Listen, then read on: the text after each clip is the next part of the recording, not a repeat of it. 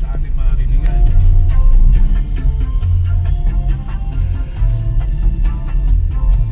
Sabi dito, Kuya Boy, lagi po kami nakikinig ng nanay ko sa programa ninyo. Diabetic po siya. Bukod po sa pag-iinom ng rice coffee na ginagawa na po ng nanay ko, malaki na po ang pinagbago po niya.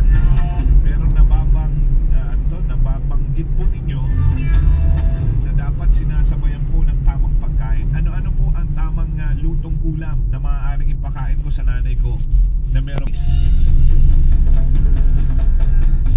Maraming salamat po sa inyo at kayo po ay umiinom na ng ating rice Naku, coffee. lalo nakaparada. Napakaganda po kung ano po yung dapat na pinapakain po natin sa taong may mga ganito pong uri ng kondisyon. Wala naman po actually in particular, sabi po sa mga pag-aaral na sadyang para sa mga luto na para sa mga diabetes. Ngunit mahalaga po daw ang inyo pong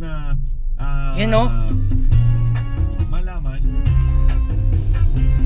Shit, lobat na ako. Sapagkat po yung tungkol po sa pagkain, sapagkat po ang pagkain o diet ay